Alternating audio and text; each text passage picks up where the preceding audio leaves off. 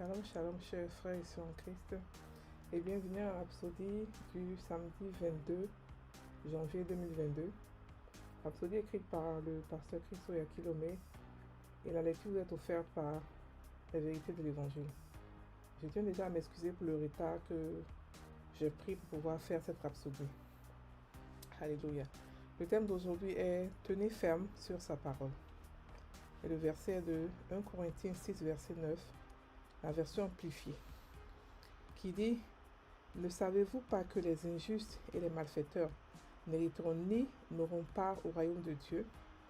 Ne vous y trompez pas, ne soyez pas égarés. Ni les impurs et immoraux, ni les idolâtres, ni les adultères, ni ceux qui participent à l'homosexualité. » Alléluia. Le pasteur Christ dit il y a des années, si vous trouviez des gens engagés dans la pratique du même sexe et que les nouvelles sortaient, ils se cachaient parce qu'ils avaient honte.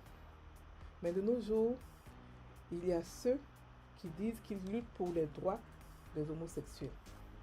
Mais que dit la Bible à ce sujet? La Bible regroupe ceux qui pratiquent de telles activités parmi les hors-la-loi, les désobéissants, les impies, les pécheurs et les profanes.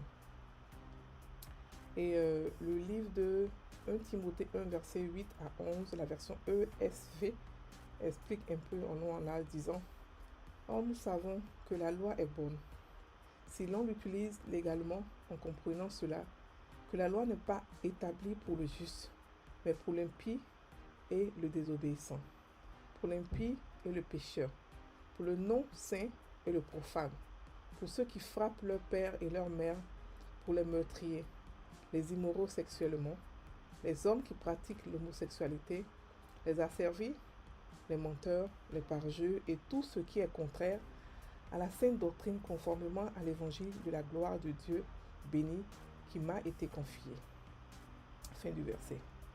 Le pasteur Christ continue en disant « L'homosexualité remonte au jour de la Bible, jusqu'au livre de la Genèse. Et la Bible condamne clairement ça. Cela fait partie des raisons pour lesquelles, dans certains milieux, on essaie de se débarrasser de la Bible par tous les moyens, mais cela n'arrivera jamais. Il y a même des ministres de Dieu qui disent qu'ils sont homosexuels et qui les aident à se marier. Différents pays ont rendu cela légal. Cependant, en tant que chrétien, il faut tenir ferme sur la parole de Dieu. N'allez pas avec le monde.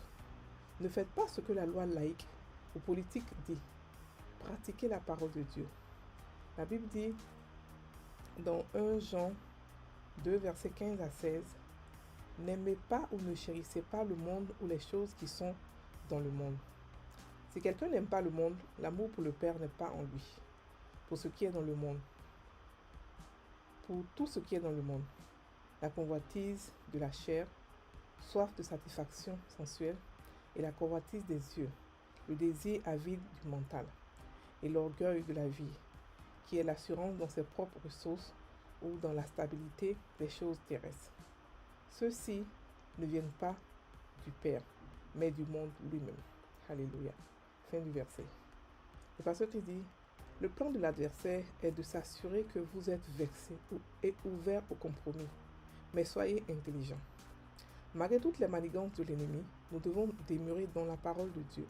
Dans Jean 14, verset 15, Jésus a dit « Si vous m'aimez, gardez mes commandements. » La preuve de votre amour pour lui est de garder sa parole, et sa parole vous incite à vous abstenir du péché.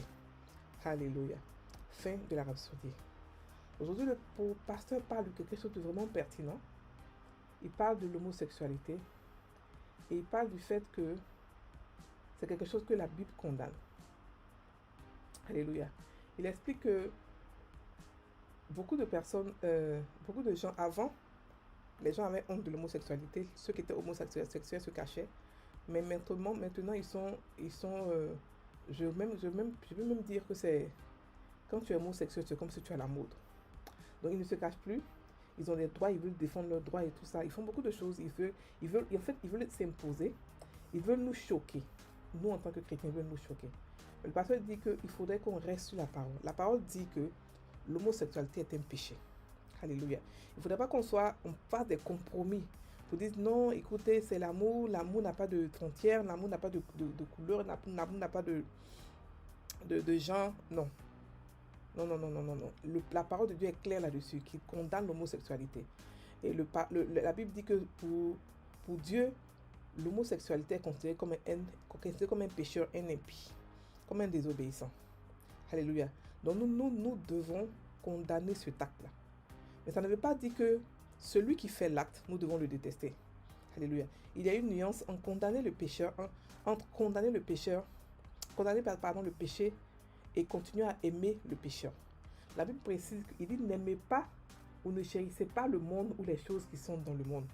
Mais par contre, il nous a dit d'aimer tout le monde et que ce soit par l'amour que nous puissions être connus.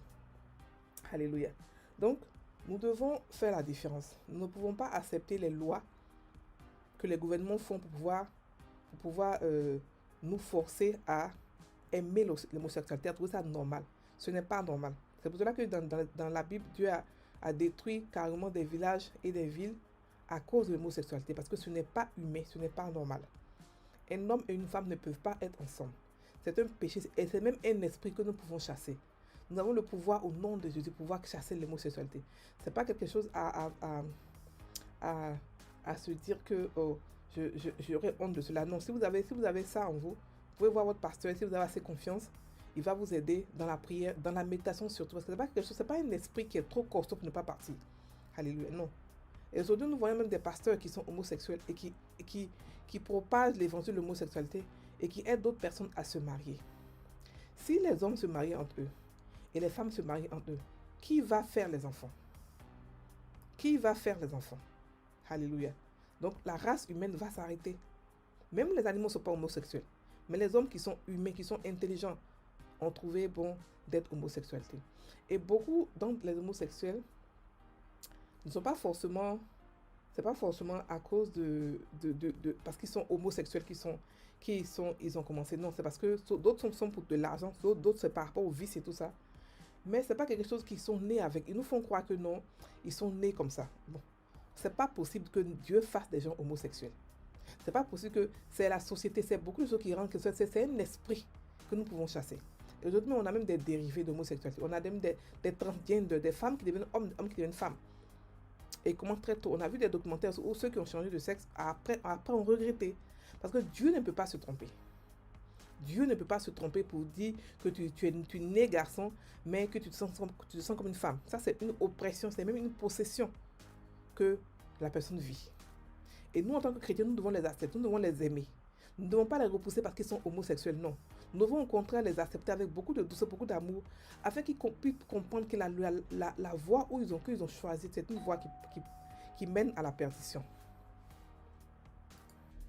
Et que Dieu les aime malgré qu'ils sont comme ça, avec leur péché. Dieu accepte tout le monde. L'Église aussi accepte tout le monde. L'Église aime tout le monde, sans juger, sans condamner. Alléluia. Nous allons passer à la prière. Vous allez répéter après moi. Cher Père, merci pour l'Esprit Saint qui me conduit dans la voie de la justice et de la vraie sainteté. Je suis établi à jamais dans ta parole. Je prie pour ceux dont l'esprit a été aveuglé par l'influence du diable et brisé dans leur vie. Et désormais, leurs cœurs sont ouverts pour recevoir ton amour pour eux. Ils sont traduits des ténèbres dans la liberté glorieuse des fils de Dieu. Au nom de Jésus, Amen. Soyez bénis, frères et sœurs en Christ. Passez une très bonne journée.